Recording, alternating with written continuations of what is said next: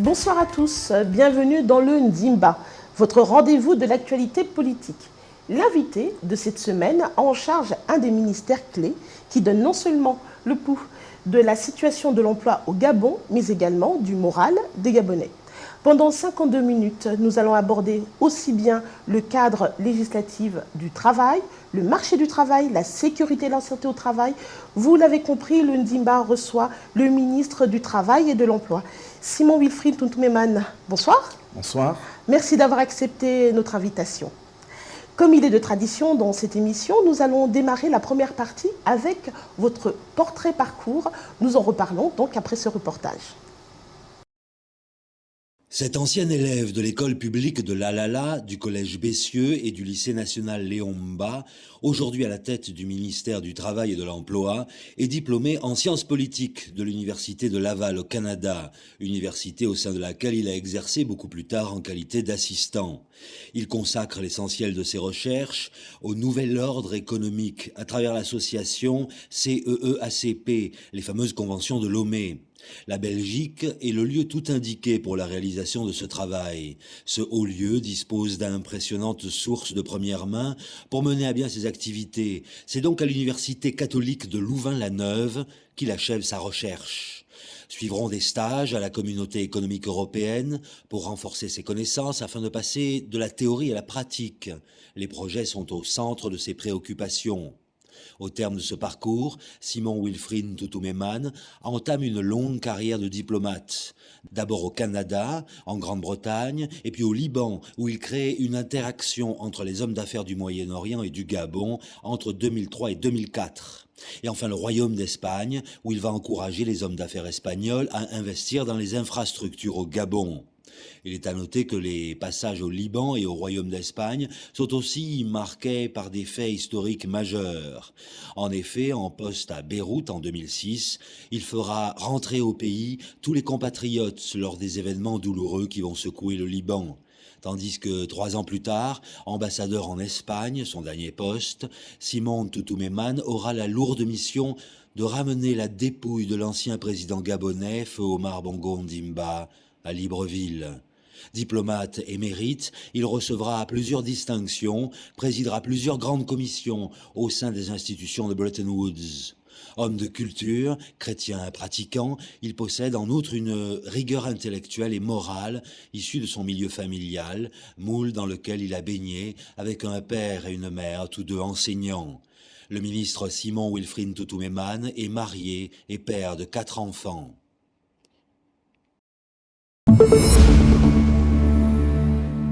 Simon Tutumeman, vous venez de suivre votre portrait parcours.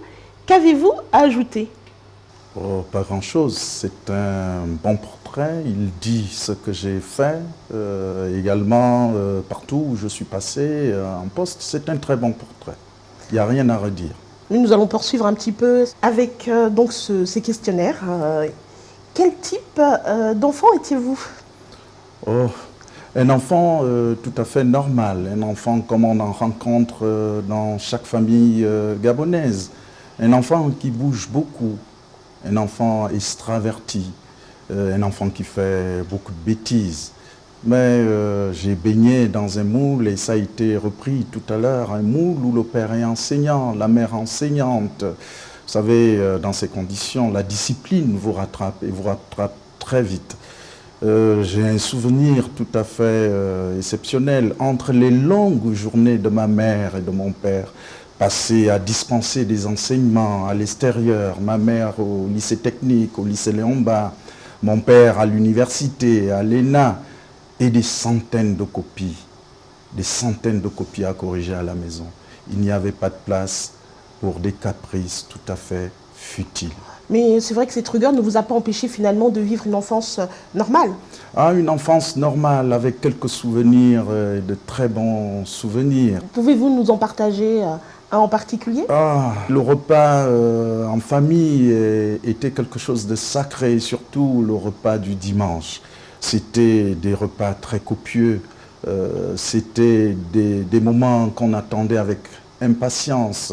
Vous êtes gourmand. C'était également, gourmand peut-être pas, mais épicurien. J'aime des bonnes choses. Et le dimanche était sacré. Alors, c'était un moment où on attendait avec impatience parce que toute la famille se retrouvait autour du padré, du père. Et ce qui était exceptionnel, c'était le moment où il s'ouvrait. Il avait un peu plus de temps pour nous. Il s'ouvrait. Il nous racontait son enfance à Mouila, auprès des pères fouettards, ses genoux qui étaient totalement saignés à force de se mettre à genoux, de prier. Son enfance à Brazzaville également. Et ces moments où il était au contact de la nature, principalement avec son oncle maternel à Bizango, où il avait la possibilité de courir, de cueillir des mandarines, de cueillir des avocats. Quelle est votre, donc à ce moment-là, votre activité favorite, Simon Tountoumema? Ah, le football. Le football, j'ai longuement fait du sport. Et le sport, je continue d'en faire. J'ai joué au football enfant, même un peu plus tard dans les Anges ABC, j'ai joué, j'ai eu comme coéquipier le professeur Romain Choua, Yves Delbras, Douka, le général Minkala, et ensemble on a eu des moments de plaisir inoubliables. On a été des frères, de véritables frères, et on a eu beaucoup de plaisir à partager ces moments. Le portrait que vous venez de suivre, on sait que vous êtes un diplomate de carrière, dont vous avez donc été en poste dans plusieurs pays. Quels ont été vos défis? Alors, le diplomate n'a pas de défi personnel. Le diplomate reçoit des instructions.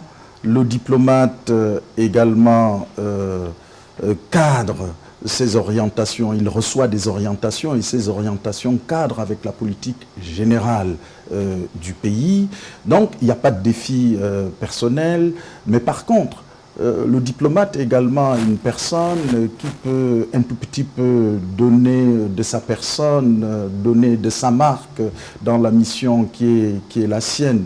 En ce qui me concerne, j'ai eu beaucoup de passion à essayer de mener des projets au bout, des projets d'infrastructure dans mon pays.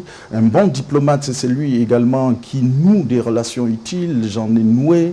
Un bon diplomate, c'est celui également qui, pour parler en français facile, vend l'image de marque de son pays, capte les investissements, capte des investisseurs étrangers pour le développement de son pays. Donc en français facile, comme vous venez de le dire, donc vous êtes dans une diplomatie agissante, concrète, pas de salon. Je crois que mon leitmotiv a été toujours une diplomatie économique, une diplomatie au service du développement harmonieux de notre pays.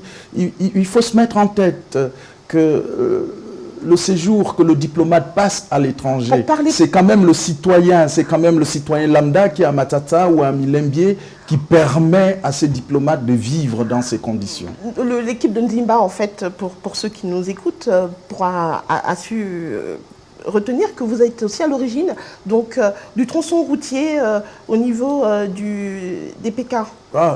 Du tronçon routier, peut-être pas à l'origine, mais disons que j'y ai participé en tant que diplomate parce que le financement venait de l'Espagne, oui, comme tant d'autres financements, et j'ai poussé à la roue. Je dirais également qu'en ce qui concerne le ministère des Affaires étrangères, le beau bâtiment que nous avons aujourd'hui, qui a été restauré, ce bâtiment a été fait au moment où j'ai comme ministre des Affaires étrangères, Monsieur le Président de la République, chef de l'État. Et c'est lui qui a été à la base, c'est lui qui a poussé au financement et j'y ai participé activement. D'ailleurs, le président avait insisté qu'il y ait un contenu social à ce financement. Et le contenu, ça a été aujourd'hui l'hôpital d'Oyem, l'hôpital de Mouila et j'en passe. Votre dernier poste, c'est l'Espagne. avec un événement qui marque non seulement votre carrière, mais également votre vie. Le décès de feu le président Omar Bongo. Ça a bouleversé ma vie. Il faut comprendre que le président de la République, Omar Bongo Ondimba, était un père. Pour moi, le président, ça a été également comme un frère, un grand frère pour monsieur mon père. Ça a bouleversé totalement ma vie, mais en tant que diplomate, il était important que moi, l'ambassadeur, que j'ai un comportement digne et que les choses se passent excellemment. C'est ce qui a été fait. C'est votre dernier poste. À quoi devez-vous, monsieur le ministre, votre entrée au gouvernement? Alors, je vais paraphraser François Mitterrand. Vous savez, François Mitterrand dit toute nomination, il y a essentiellement dans le choix la confiance. La confiance que les plus hautes autorités témoignent à l'endroit de la personne nommée. Mais au-delà de la confiance, il y a une part très importante de subjectivité. C'est un choix.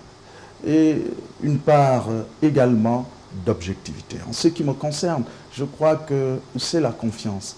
La confiance que les plus hautes autorités ont toujours témoigné en ma modeste personne. Et puis au-delà, il y a également sans doute mon sens du devoir, un peu de mon cursus, un peu de mon expérience à travers le monde. Simon Tontou-Memane, vous êtes également un homme de culture. Qu'est-ce que représente pour vous le livre? Quel est votre livre de chevet actuellement? Alors, le livre, pour moi, c'est le lieu où on vient puiser la connaissance. Le livre, c'est l'ouverture au monde. Mais également, le livre représente un peu mon père, les souvenirs que j'ai de lui. Je regardais mon père ouvrir un livre avec délectation. Il avait le même rituel. Il a posé au bas de la page sa signature, il inscrivait son nom, la date, pratiquement une relation quasi mystique. Le livre, ça a été le conseil qu'il nous donnait continuellement. Il faut avoir le livre à portée de main. Le livre devrait être votre meilleur ami. Maintenant, à mon chevet, les livres changent continuellement. Oui. Je suis dans ma période où je suis en train de lire, je dirais, les écrits des hommes politiques. Celui qui est à mon chevet, c'est le cri de la gargouille de Dominique de Villepin, où il revisite l'histoire politique de la France, oui, de l'Empire à nos jours, et où il arrive à un constat tout à fait simple, le constat que André Malraux faisait déjà. Il dit: la France est déchirée, la France est divisée. Le problème de la France, c'est que la France, ma foi, il y a l'absence de décision, et donc venu le temps de la décision. Là, c'est vous avez dit pas le politologue, le politiste. Voilà. Je vous remercie, monsieur le ministre, d'avoir accepté donc, de vous être livré à nous.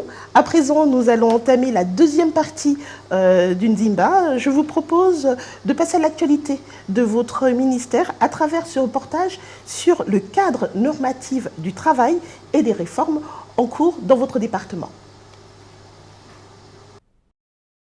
Ce département ministériel est chargé d'implémenter et d'organiser la politique du gouvernement en matière de travail et d'emploi. Ce ministère est au cœur des piliers du programme de société du chef de l'État, L'avenir en confiance. Il est également en relation étroite avec les organisations internationales, notamment le Bureau international du travail, le BIT. Sur cette base, le Gabon jouit d'une bonne image auprès de ces organismes. Depuis 1960, année de l'indépendance du pays, jusqu'à nos jours, on constate que le gouvernement ne cesse d'apporter des réformes en matière de réglementation, ceci pour coller aux nouvelles réalités. Le travail constitue en effet la base, sinon l'une des clés de la sortie du chômage et de la paupérisation des populations. Par son importance, le travail illustre la dynamique de la force de production d'une entreprise, de l'administration et bien sûr de tout un pays. C'est dans ce sens que des dispositions sont prises de manière régulière pour garantir et même élargir les possibilités d'accès à l'emploi pour l'ensemble des compatriotes. C'est pourquoi le pays s'emploie à accélérer les politiques de formation et de spécialisation des citoyens de façon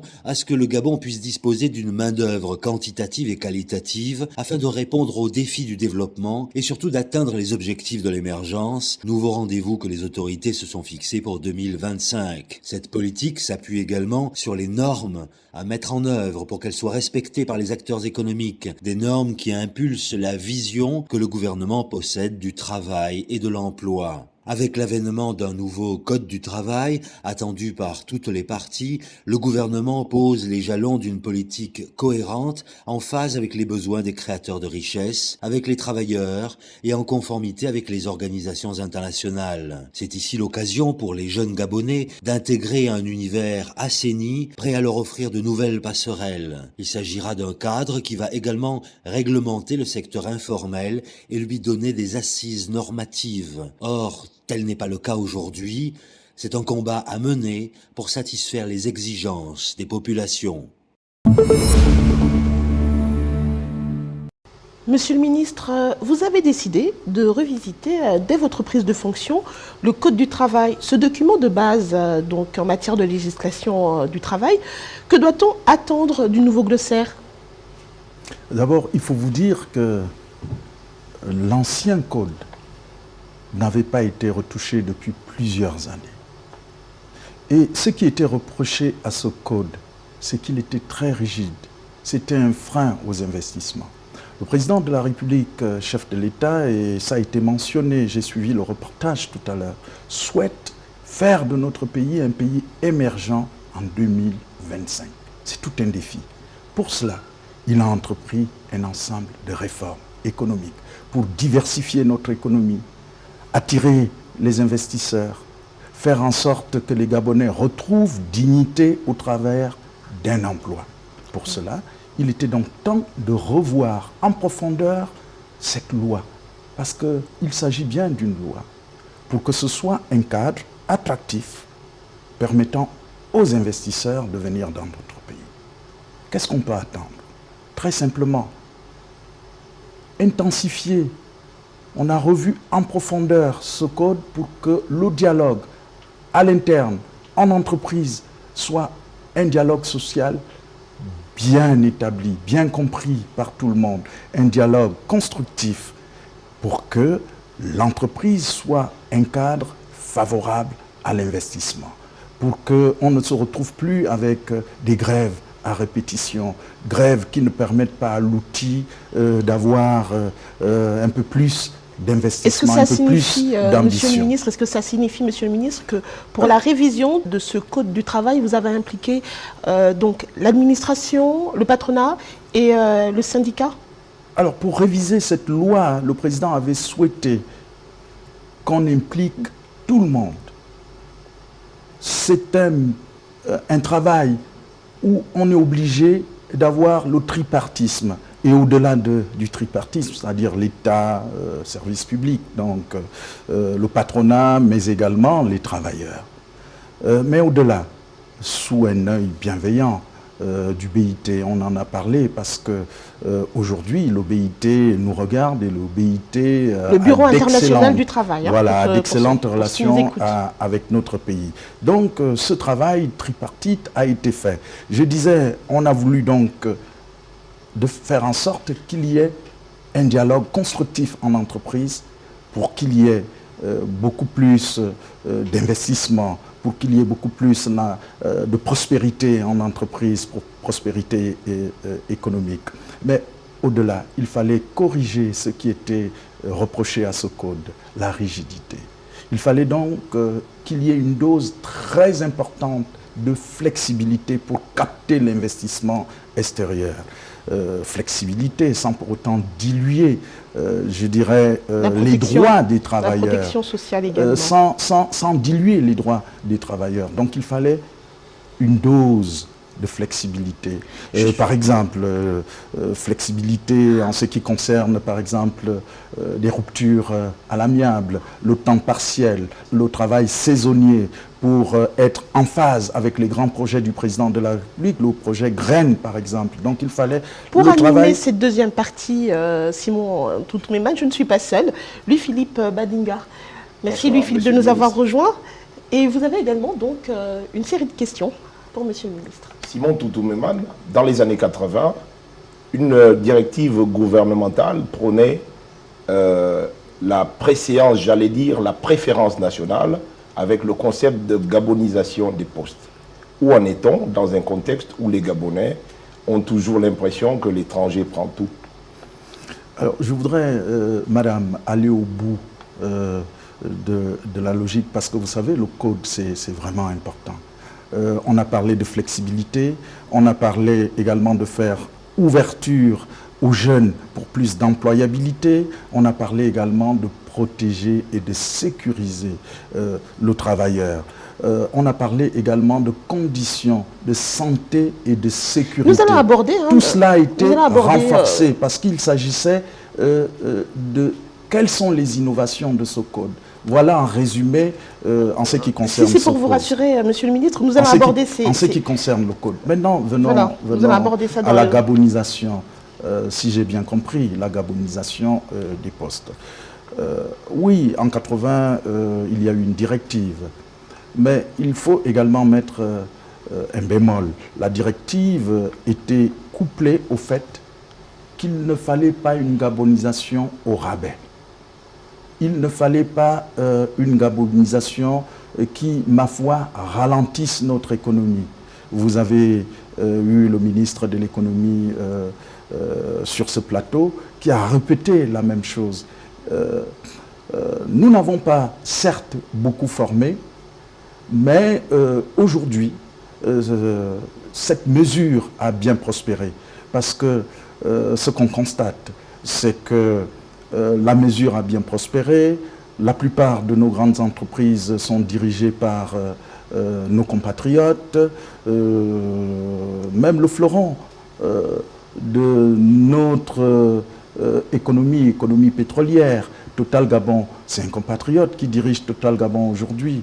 Et je peux en citer. Dans le BTP, l'un des groupes les plus importants du BTP, le groupe Bouygues, mais c'est également un compatriote, Penafor, qui dirige ce groupe, et je peux en citer. Oui, mais il faut aller plus loin. Il faut aller plus loin, parce qu'en arrivant au ministère du Travail, j'ai constaté un fait tout à fait réel, qu'il y avait trop d'importation de la main-d'œuvre étrangère, parce qu'on n'a pas formé. Trop d'importation de la main-d'œuvre étrangère. Alors, nous avons diminué cette importation en 2 ans de 40%. 40%. Et nous encourageons également des entreprises à opérer des formations.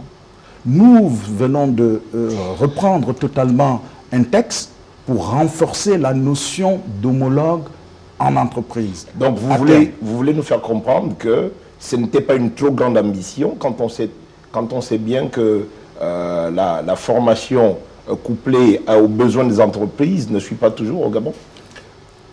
Il faut tendre à la gabonisation. Je suis à 100% pour la préférence nationale. Ceci dit, nous voulons diversifier notre économie, il faut former davantage. Former en qualité, former en quantité. Est-ce qu'il y a une politique de quotas à propos de la gabonisation? Nous n'avons pas de politique de quotas en ce qui concerne la gabonisation. Alors, il ne faudrait pas confondre deux choses. L'importation de la main-d'œuvre et le fait de permettre à nos compatriotes qui sont en entreprise d'accéder à des postes de responsabilité. En ce qui concerne nos compatriotes qui sont en entreprise, ils accèdent aujourd'hui naturellement à des postes de responsabilité. En ce qui concerne l'importation de la main-d'œuvre étrangère, je viens de vous dire que nous avons fait baisser cette importation de 40%. De 40%. Oui. Comment arriver à ce résultat? Comment arriver à ce résultat? Par un mécanisme tout à fait simple. le bras séculier du ministère du Travail et de l'Emploi, c'est l'Office national de l'emploi. Aujourd'hui, nous exigeons que soit délivré un certificat de carence pour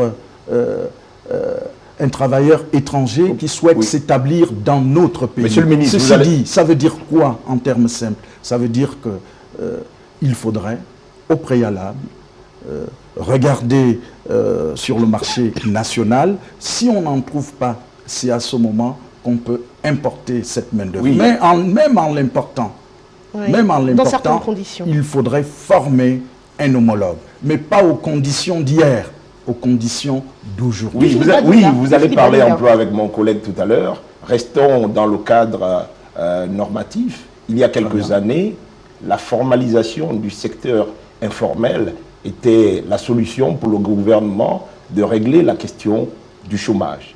C'est un secteur-là également aux mains des étrangers. Qu'est-ce qui est fait d'un point de vue des textes pour pouvoir inverser la tendance? Quel que soit le pays au monde, le secteur informel pose un véritable souci. C'est un véritable problème parce que c'est une manne financière,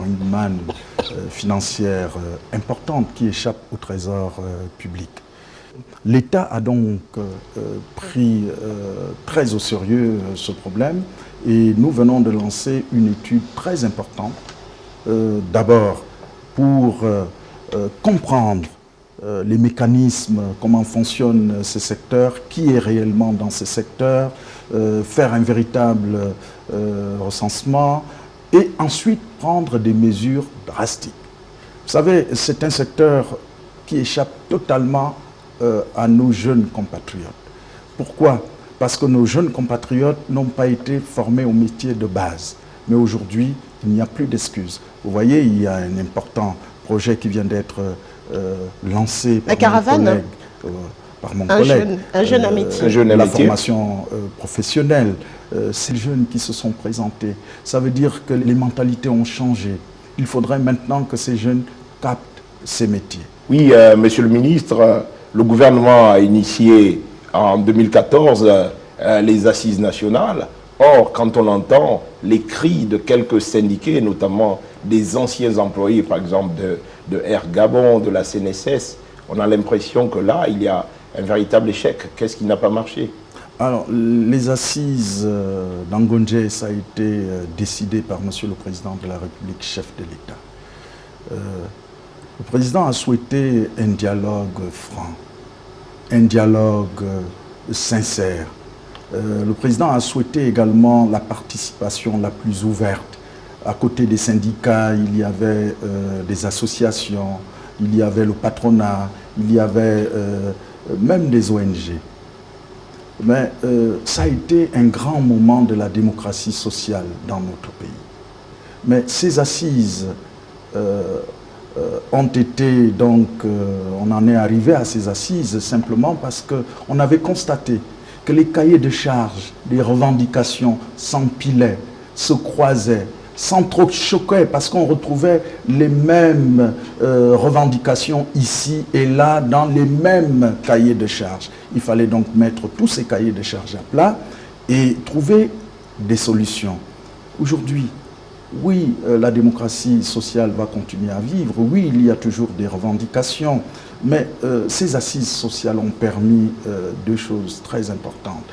Entre autres, ces assises ont permis qu'on en arrive, après le travail qui a été fait à Angonje et le travail qui a suivi sur instruction de Monsieur le Président de la République, chef de l'État, au ministère de la fonction publique, au nouveau système de rémunération. Oui, mais Au-delà, on en est arrivé également à parler du code, parce que le code, ça a été la participation des travailleurs, du patronat et de l'État. On en est arrivé au code aujourd'hui, qui est au Conseil d'État.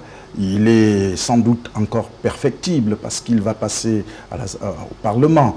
Il est donc encore perfectible. Vous refusez de parler des déflatés? Non, le problème des déflatés, c'est que personne n'accepte jamais ce qui est donné et personne n'accepte définitivement ce qui est donné. Alors, le problème des déflatés est maintenant également très bien géré dans un autre cadre, où on est en train de reprendre la plupart des calculs qui ont été effectués, Oui, parce que en c'était ça. permettant à des entreprises, à des cabinets privés également de s'impliquer.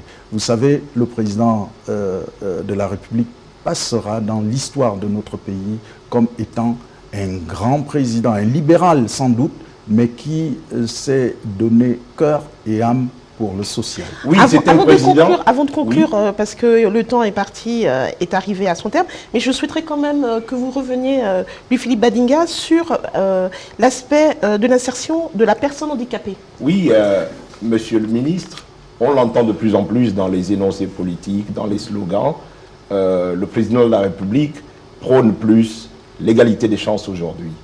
Qu'en est-il dans ce cadre formel du Code du travail, la place des personnes handicapées ou des personnes à mobilité réduite? C'est une disposition qui existe dans notre loi, donc le Code du travail.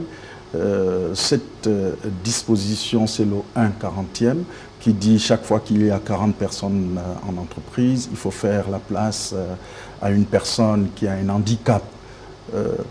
Cette disposition a été renforcée et cette disposition est appliquée avec rigueur. Vous l'avez compris, la législation du travail garantit un bon emploi. C'est la problématique du reportage d'Undimba. Quand le bâtiment va, tout va. Cet adage a sa place aujourd'hui au Gabon, alors que les performances économiques sont complètement bloquées par la crise dans le secteur pétrolier, secteur majeur, rampe et fer de lancement de l'essor économique. Depuis la fin du premier semestre de l'année 2015, le climat est devenu morose. La ville de Port-Gentil traverse des périodes difficiles. Les grands groupes qui opèrent dans l'extraction du pétrole maigrissent et les sous-traitants qui emploient des milliers de compatriotes passent à la trappe. Voilà une crise qui menace la sécurité de l'emploi, met à nu des projets sociaux et crée des chaînes de sans-emploi. Cette conjoncture défavorable perturbe les équilibres économiques et renforce davantage les chiffres du chômage. Comme nous le constations en 1973, en 1979 et bien sûr en 86, pour ne prendre que ces années repères, les chocs pétroliers ont une forte incidence sur l'économie. Une situation qui devrait conduire le gouvernement à davantage diversifier l'économie pour ne pas faire reposer le développement sur le seul pétrole. Aujourd'hui, le paysage social est bien lourd. Perdre un emploi, c'est perdre une partie de son autonomie. On devient un citoyen affaibli. Mais c'est également l'État qui perd un contribuable. Alors que faire de ces compatriotes qui, chaque jour, dans ce secteur, perdent leur emploi? Quelle démarche effectue le gouvernement pour éviter le pire? Quelles dispositions ou quel plan d'urgence les autorités du travail et de l'emploi mettent en place dans pareille situation? Des interrogations d'un grand nombre de compatriotes qui attendent de l'État des décisions fortes et courageuses pour leur redonner l'espoir.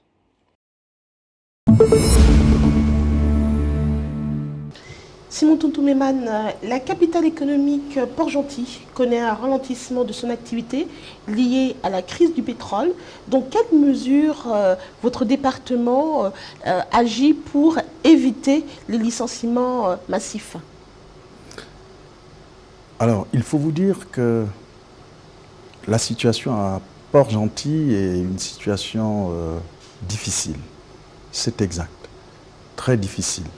D'autant plus que j'ai suivi avec intérêt le ministre de l'économie, Régis Simongo, qui disait sur ce plateau que le baril à $120, il faut oublier ça. Il faut oublier ça pour quelques années. Ce n'est pas demain.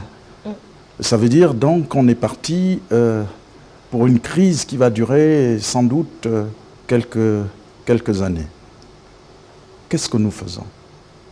Pour le Goué-Maritime, pour Port-Gentil, il faut un véritable plan Marshall, un vrai plan Marshall. Et ce plan Marshall, nous sommes en train de le mettre au point. Dans quelques semaines, il sera présenté à Port-Gentil. Il se mettra en place avec le patronat pour qu'il soit accepté de tout le monde. Ce plan Marshall en réalité, ne va pas alourdir les charges des entreprises qui souffrent déjà. Il s'agira, comme en Australie, comme en Norvège, comme ailleurs, mettre à profit cette crise pour qu'on réfléchisse sur le partage du temps de travail. C'est important. C'est ce qui se passe ailleurs aujourd'hui.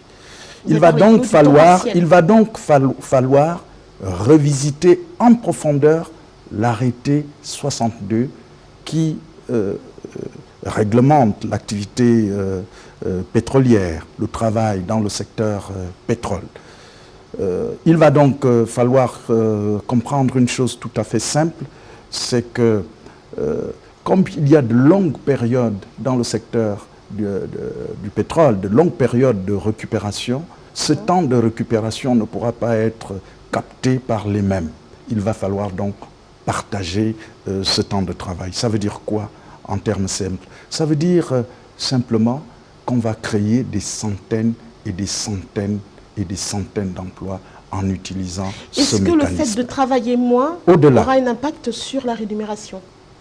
Pas du tout, puisqu'en réalité, c'est les mêmes, parce que généralement les congés, les temps de récupération sont fragmentés dans le secteur pétrolier, parce qu'on est en plateforme, on revient à terre, on ramène les mêmes personnes. Au lieu de ramener les mêmes personnes, il faudra simplement partager le temps du travail. Ça va donc permettre que plusieurs centaines de compatriotes aient la possibilité d'avoir un emploi stable, durable. Nous avons mis dans l'immédiat des mécanismes tout à fait simples pour sauver des milliers d'emplois dans le Goué maritime.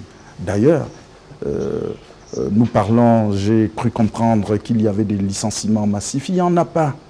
Il n'y a pas eu jusque-là des licenciements massifs. Ce que nous demandons aux chefs d'entreprise, c'est que le licenciement ne doit pas être la solution. Il faut explorer toutes les pistes avant d'arriver au licenciement. Mais ces pistes, c'est des mécanismes tout à fait simples. Il y a des congés techniques, mais on ne peut pas rester infiniment en congé technique. Mais la législation dit également qu'il y a la possibilité d'envoyer en formation le personnel, puisqu'il est demandé aux entreprises de mettre de côté une cagnotte pour des besoins de formation. C'est peut-être le moment d'utiliser cette cagnotte et de mettre en place de véritables plans de formation pour qu'on n'en importe plus massivement la main-d'œuvre.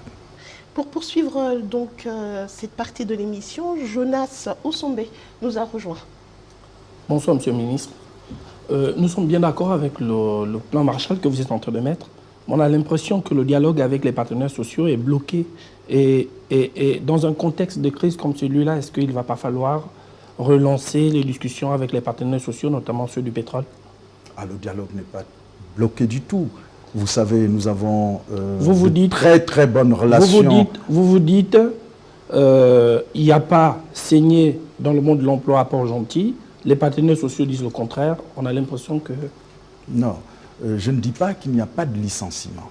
Quand on parle de licenciement massif, vous savez, la loi voudrait que c'est le ministre du Travail, quand il y a des licenciements, qui signe en dernier, après enquête, pour vous autoriser à licencier. Donc je suis au fait des licenciements dans le Goué maritime. Maintenant, dans le secteur tout à fait informel, je ne suis pas tout à fait au courant. Dans le secteur de la sous-traitance qui fonctionnait dans l'informel, je ne suis pas tout à fait au courant. Mais voyez-vous, la plupart des grandes entreprises n'ont pas licencié. Total Gabon n'a pas licencié, Perenco n'a pas licencié, Adax n'a pas licencié, Morel et Prom n'a presque pas licencié, Shell n'a pas licencié. Nous avons 3 problèmes dans le Goué maritime, des sociétés qui demandaient à licencier. La première entreprise, il s'agit de Satram, qui est le premier employeur dans le Goué maritime. Dans des moments de prospérité économique, Satram peut avoir jusqu'à 300 personnes. Satram a demandé à licencier 700 personnes. Nous n'avons pas autorisé. On a trouvé des mécanismes pour que ces 700 personnes demeurent en entreprise. Monsieur le ministre, d'où sortent les chiffres de 35 à 40 000 chômeurs aujourd'hui à Port-Gentil, par exemple? Je ne sais pas qui sort ces chiffres. Je ne sais pas, parce que... les partenaires sociaux, par exemple. Je ne sais pas s'il y a eu une véritable enquête, mais moi, les données que j'ai et qui sont fiables, c'est des données venant des entreprises. Et ces données sont tout à fait fiables. Maintenant, dans le secteur tout à fait informel, je conviens qu'il y a des licenciements massifs, sans doute. Il en est de même des entreprises qui contournent un tout petit peu la loi. Ça également, sans doute, il y a eu quelques licenciements. Mais les chiffres que j'ai, il y a des licenciements. On a parlé, et j'aime bien le terme qui a été utilisé, on a parlé d'une situation tout à fait de morosité dans le Goué maritime. C'est exact. Il y a des difficultés, c'est exact.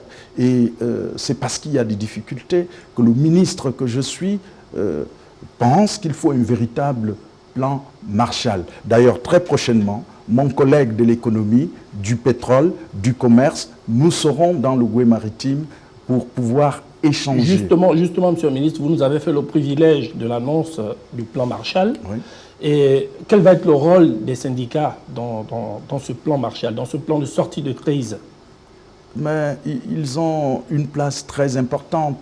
Il n'y a pas d'entreprise sans travailleurs. Il n'y a pas de mesures fiables qui prospèrent si les travailleurs ne participent pas à tout cela. C'est des partenaires. Ils devraient être de bons partenaires. Ils doivent être des partenaires qui contribuent. Nous allons associer sans doute tous les travailleurs, tout aussi que les patrons sont les premiers à être également, seront les premiers à être associés. Au-delà de tout ça, Monsieur le ministre, le chômage au Gabon touche plus de 100 000 Gabonais. Et jusqu'à aujourd'hui, on a l'impression, pour une population active de près de 250, sinon 400 000 personnes, on a l'impression que le ministère et tous ceux qui sont pourvoyeurs d'emploi dans ce pays tardent à trouver des solutions, notamment chez les jeunes, où ça touche 30 à 45% de cette tranche d'âge. Qu'est-ce que vous faites pour sortir le Gabonais, un, du chômage, et deux, beaucoup plus le jeune qui est touché par la situation en question? Alors, l'état des lieux, il y a eu une enquête en 2010, les chiffres sont tout à fait fiables. Cette enquête disait que nous avions en 2010 120 000 chômeurs. Il y a eu également récemment, il y a un an, une enquête qui prouve aujourd'hui qu'ils sont un peu plus que 80 000. Ça veut dire que les Gabonais ont quand même trouvé un emploi. Mais le problème, c'est que notre économie crée chaque année plus de 10 000 emplois. Les demandeurs d'emploi chaque année qui s'inscrivent à l'Office national de l'emploi, ils sont 6 000 à 7 000. Comment cela se ressent sur le terrain? Alors, on a l'impression que vous sortez des chiffres, mais sur le terrain... Ils sont 6 000 à 7 000. Mais le problème, c'est qu'en réalité, l'offre ne rencontre pas la demande. Ça veut dire que comme on n'a pas formé massivement en relation avec notre économie, il y a des compatriotes qui donc captent ces offres, mais il y en a, et c'est le maximum, c'est les plus importants, qui ne captent pas ces offres d'emploi. Qu'est-ce que nous faisons concrètement? Vous avez vu que le gouvernement, principalement Monsieur le Président de la République, chef d'État, a lancé des projets qui sont à terme des véritables niches d'emploi. Le projet Graines, c'est une réalité. La transformation sur place, c'est déjà une très grande niche d'emploi. C'est des perspectives ou c'est... Ce n'est pas des perspectives. Vous savez, le fait simplement d'avoir demandé de ne plus exporter notre bois et de le transformer. On passe bientôt à la deuxième, peut-être troisième transformation sur place parce que le bois, il sera séché avant d'être maintenant envoyé à l'extérieur. Mais ça a créé des milliers d'emplois. Et je reviens au ministre de l'économie parce que les deux départements sont très liés. sont très liés. Le ministre de l'économie vous faisait une très belle leçon en ce qui concerne justement la diversification, mais également en ce qui concerne la transformation voulue par M. le Président au Gabon. Il vous disait, comme il a, c'est 1500 travailleurs. Mais on a créé simplement une petite usine qui transforme, même pas à peu près 3%. C'est combien d'emplois? Plus de 400 emplois. Et là, on ne parle pas d'emplois indirects. 400 emplois. C'est dire qu'on a mis en place des mécanismes fiables, mais in fine, pour que ces opérations prospèrent, pour que les compatriotes captent pleinement les possibilités, il faut qu'ils soient formés et bien formés. Et c'est pourquoi nous allons former, et je dis, je le répète, nous allons former en quantité et en qualité. Une dernière question, Jonas Ousseyn. Oui, Monsieur le Ministre, je ne peux pas être là sans vous poser cette question. L'Office national de l'emploi, qui gère 10 milliards dans le cadre du Fonds d'insertion et de réinsertion. Est-ce qu'aujourd'hui, on peut avoir les résultats? D'abord, voilà, ça fait partie des mécanismes. C'est l'intermédiation, l'Office national de l'emploi. Le président a demandé à ce que cet office soit totalement restructuré. On a renforcé les capacités de cet office. Aujourd'hui, cet office qui, ma foi, personne n'y croyait plus à l'office. Aujourd'hui, l'Office national de l'emploi a enregistré une banque de données qui a été multipliée par 4 en termes de demandeurs d'emploi. Le taux de placement de l'Office national de l'emploi en République gabonaise est de 65%. Quant au FIR, vous n'avez pas le bon chiffre. Vous n'avez 20 milliards alors? Alors, il s'agit de 48 millions de francs CFA. Alors, vous voyez, aux assises sociales d'Angonje, le président de la République a annoncé sur 3 ans qu'on allait doter l'OFIR de 10 milliards de francs CFA. Malheureusement, on est tombé en mauvaise fortune économique. Nous avons aujourd'hui au FIR 48 millions de francs CFA et je pense que les plus hautes autorités font le maximum pour que ce montant soit revu à la hausse. Pour atteindre les 10 milliards déjà donc annoncés. Également, nous allons poursuivre cette émission avec cette 4e partie, le stress, la dépression, des maladies de plus en plus liées au milieu professionnel. Le Gabon ne déroge pas à la règle. Pour cette partie, il s'agira pour vous, Monsieur le ministre, de répondre aux questions liées à la sécurité et à la santé au travail. Travail et emploi riment avec réussite, richesse, mais également et surtout avec la protection de celui ou celle qui exerce l'activité. Dans un contexte de crise comme nous le vivons, le constat est on ne peut plus clair. En effet, de nombreux travailleurs souffrent de plusieurs maux. La sécurité de l'emploi les oblige parfois à exercer de petits boulots pour arrondir les fins de mois. Sur les chantiers, les grands comme les petits, les dangers guettent chaque jour les travailleurs. Des accidents se multiplient et l'un d'eux, tout récemment, a été spectaculaire. L'explosion sur le site d'Obangué. Un accident dans le secteur pétrolier, secteur stratégique, qui a fait couler beaucoup d'encre et de salive. Pour de nombreux observateurs, les normes en matière de sécurité du travail sont moins respectées par certains employeurs au vu des incidents qui surviennent régulièrement sur ces sites d'activité. Il est donc urgent que la tutelle reprenne la main. C'est à elle qu'incombe de marquer la force de la puissance publique dans ce domaine. La sécurité de l'employé, ainsi que celle de l'employeur, ainsi que des sites, doivent être des priorités. La sécurité est l'assurance d'un bon futur pour l'entreprise et pour son activité, mais aussi pour ceux qui font sa force, les travailleurs. Le non-respect des normes ou de la réglementation par les acteurs économiques est une faute grave, une erreur à éviter pour garantir à tous la vie et la productivité. Il est temps que soient mis en œuvre ou en application les décisions prises lors des forums, des ateliers, des séminaires ou des colloques organisés à l'intention des entreprises dans le domaine de la sécurité. À ces aspects, on peut ajouter le stress permanent qui gagne de plus en plus les travailleurs, des problèmes qui exigent des réponses claires et définitives. Votre département, Simon Tontoméman, a entre autres pour mission la garantie de la sécurité et de la santé au travail Or, de nombreux accidents enregistrés ces derniers temps démontrent un manque de contrôle des normes sur certains chantiers. À quel niveau se situent les responsabilités? D'abord, je voudrais vous dire qu'en ce qui concerne la santé et sécurité au travail, le Gabon est à l'avant-garde. On est premier, je le dis avec fierté, parce que c'est les chiffres du Bureau international du travail. On est le pays où il y a le moins d'accidents de travail en Afrique, toute l'Afrique. Ceci dit, oui, il y a eu quelques accidents, donc celui récemment qu'on a eu chez Adax, une cuve a cédé, a suivi une explosion. Nous avons perdu un compatriote, quelques compatriotes ont été blessés. C'est un accident. Une enquête a été ouverte. Pour le moment, nous ne pouvons pas parler, nous n'avons pas des résultats de cette enquête. Il ne faut pas déparler. Donc nous attendons les résultats de cette enquête. À ce moment-là, on pourra s'exprimer.